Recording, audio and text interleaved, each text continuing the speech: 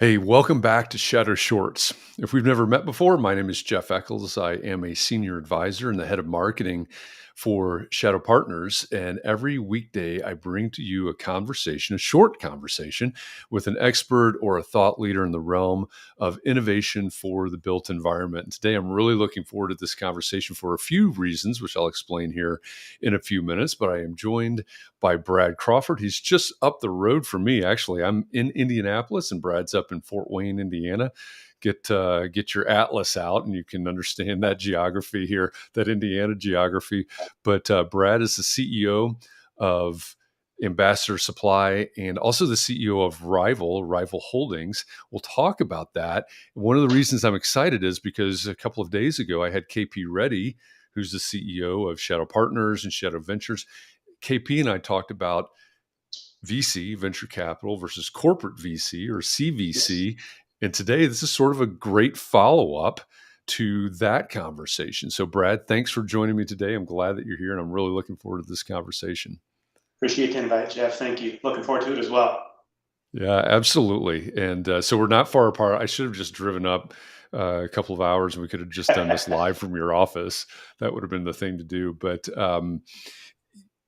it's and so I've got some knowledge, right? Uh-huh. We shadow work together with Ambassador, et cetera. So, um, but the opportunity to follow up that conversation with KP the other day and focus on basically the CVC side, the corporate VC side. So, Yeah. um, you took over as a CEO of Ambassador Supply a few years ago, several years ago, Yeah. and part of what you've been doing is looking at innovation, looking at investment, and so you're fully now on the looking at least on the CVC side.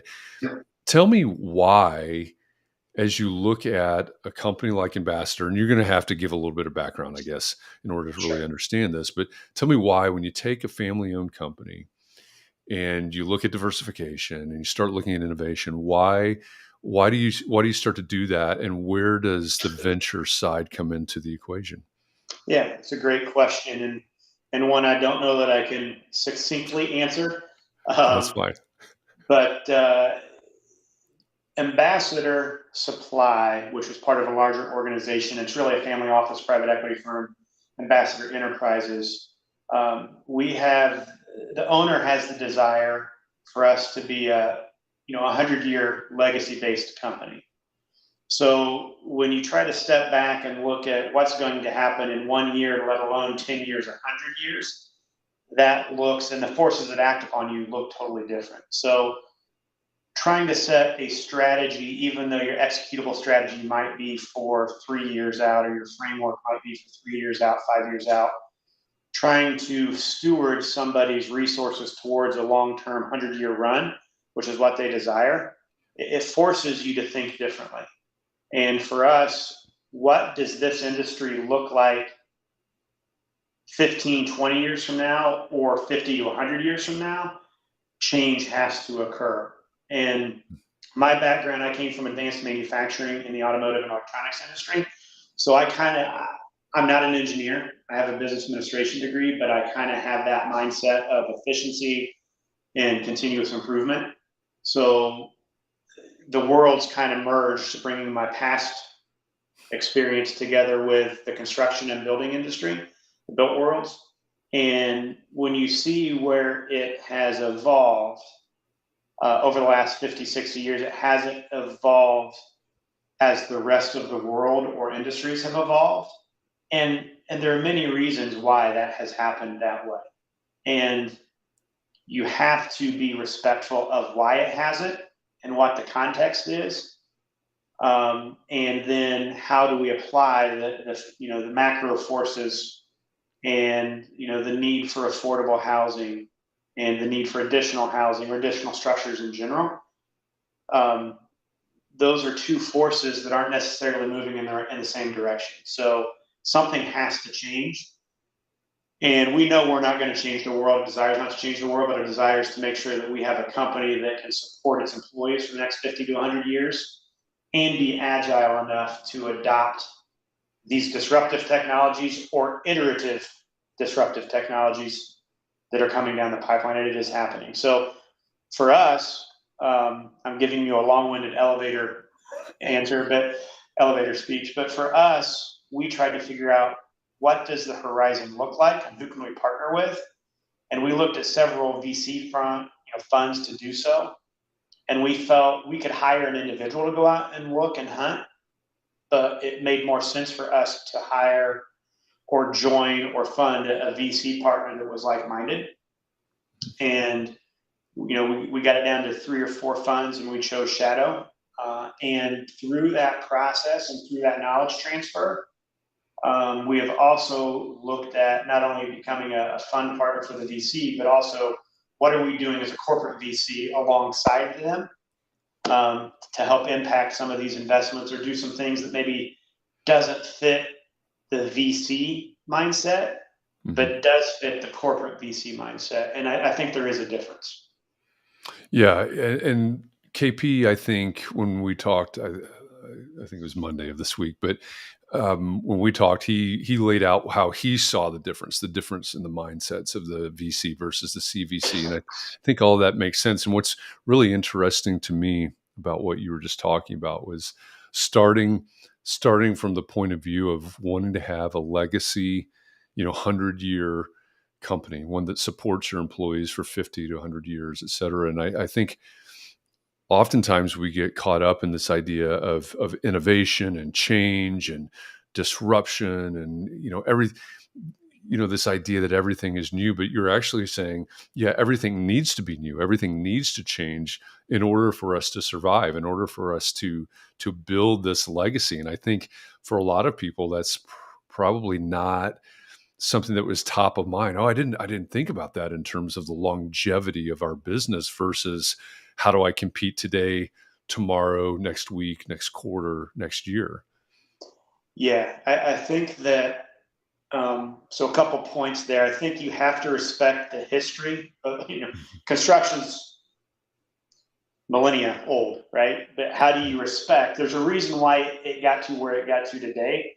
And with a lot of the challenges that have been created, there also have been a lot of successes. So you need to respect the generations prior to you and learn from them and realize that the only constant is change in this world. So how do we then look towards the future and what other industries that may not be doing what we're doing, but we can learn from them, whether it's the automotive industry, whether it's the aerospace industry, whether it's the cruise liner construction industry or technology.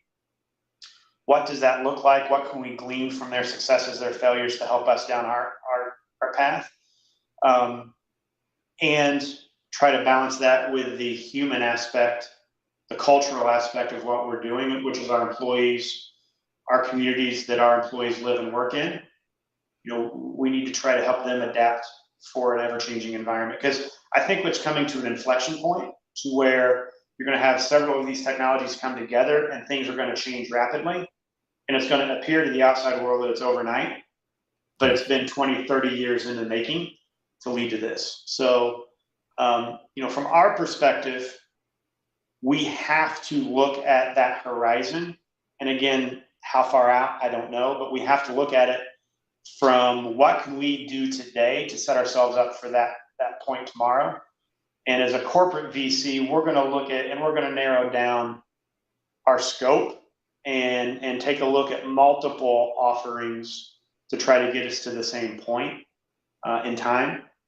And they might have completely different approaches, but we want to look at all to keep our options open because, again, we have our legacy-based companies which are performing well in today's market and addressing today's problems. So I have the luxury of stepping out of I still get involved in the day-to-days, but I have the luxury to step out and look up and out and see what's coming. And for us, the challenge is how do we inject this great opportunity with these advancements into these legacy companies without breaking them?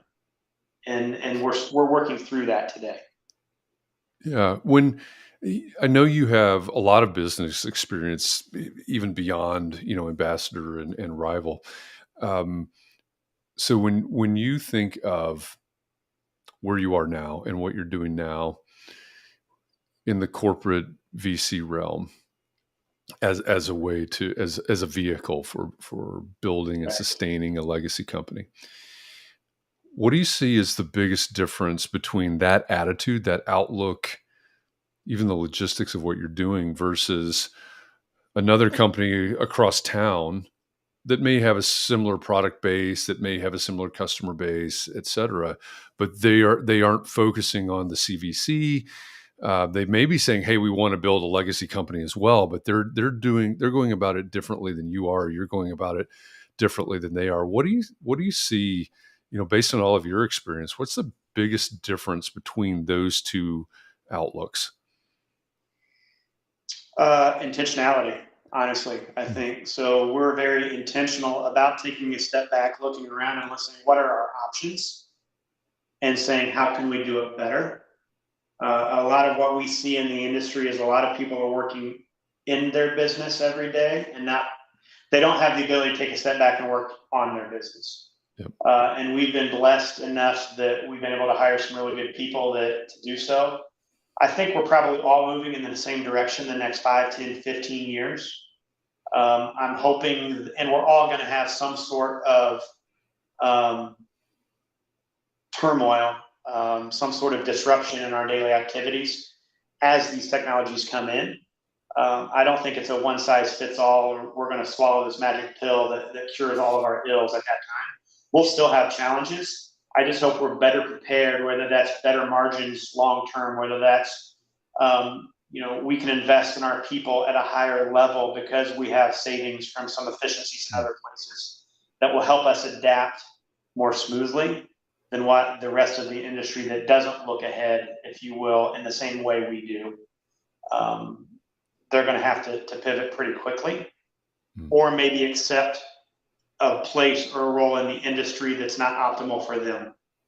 So maybe that looks like less upside growth. Maybe that looks like less geographic, whatever that looks like. Hopefully, we're better prepared and better suited to tackle those challenges than someone that's not. Not saying that are they right and we're wrong, or we're right and they're wrong. I don't know. I think it's just a different approach. So Sure.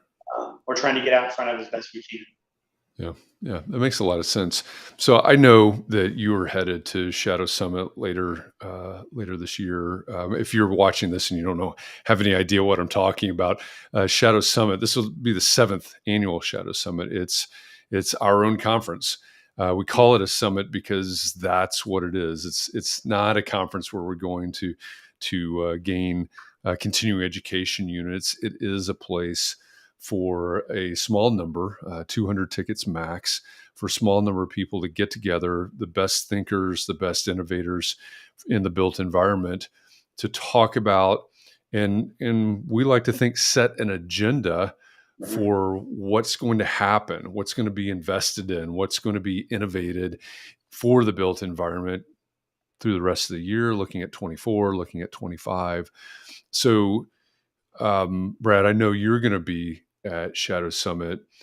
What do you hope to find there? What do you hope that some of the discussions will center around when we all get to Atlanta in October?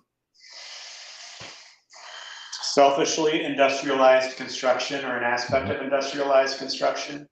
Um, I just think the advances in technology, continuing to update ourselves, because what the bar was in 2022 looks completely different than what the bar is just a year later in 2023. If you look at just advancements with AI and Chat GPT, again, overnight success that was 20 years in the making, right? But Yep. it was released and we saw that. So I think just networking and talking with like-minded individuals that are trying to solve the same problem, but maybe through a different lens, but the same problem. Just thought sharing. Having updates from those that focus on this every single day in terms of the technology aspect. Also, I found it extremely helpful hearing from the companies that are launching. What do they need and how do they see the world? Because Mm. this is kind of central to all that we do, Jeff, is whether we're purchasing a business or whether we're trying to partner in technology, is if I understand the problems you're trying to solve and I share with you the problems that I'm trying to solve and or the obstacles that I have to try to help address your problems, if you understand where I'm coming from, we're going to get to that end point much faster because we're all cards are on the table. So if I understand from their perspective the limitations that they have as a startup, and they understand the problems I'm trying to solve or what I'm trying to achieve, I think hearing those things, we can address the market at a much faster pace, as opposed to we're simply funding somebody and they're often doing it on their own. Yeah. Yeah. And that's, I brought this book up sometime in one of these conversations in the last several days. I find myself bringing it up more than more. It was one of my favorite reads of 2022. It's called Where Do Good Ideas Come From? The Hmm. Natural History of Innovation, I think is the subtitle.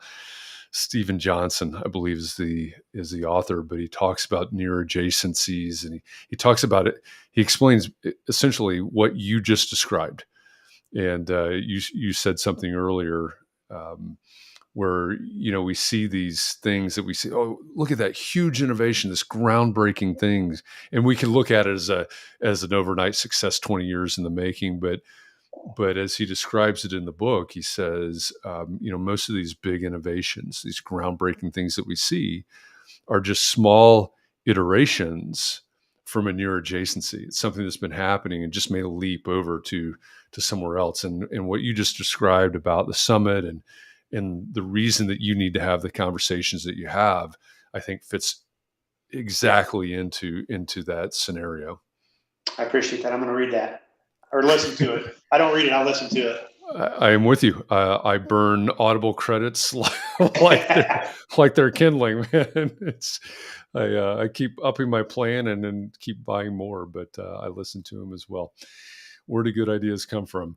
Um, Brad, this has been a fascinating conversation. I really appreciate you coming on and sharing all these thoughts and your outlook with us.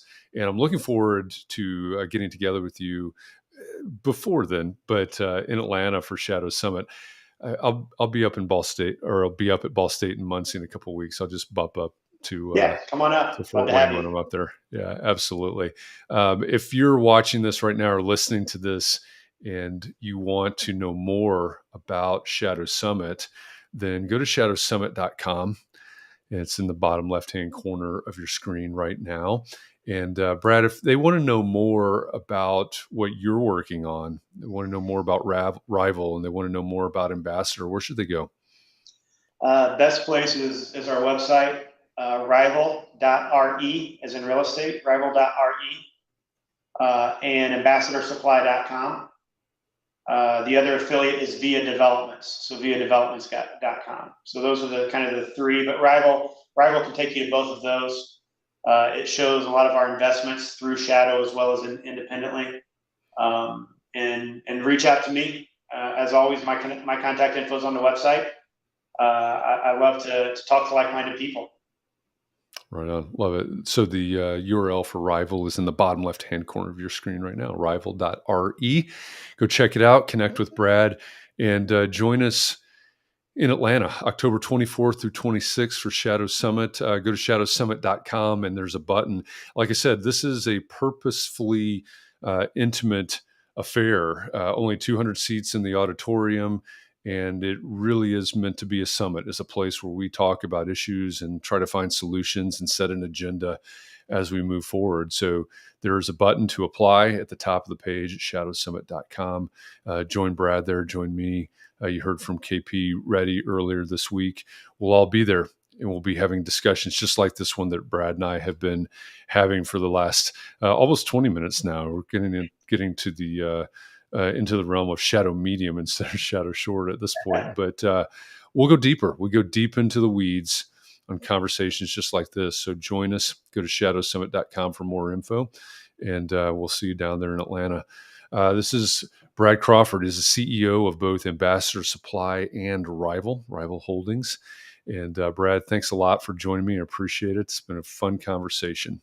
Likewise. Thanks, Jeff. Appreciate it. Have a great day.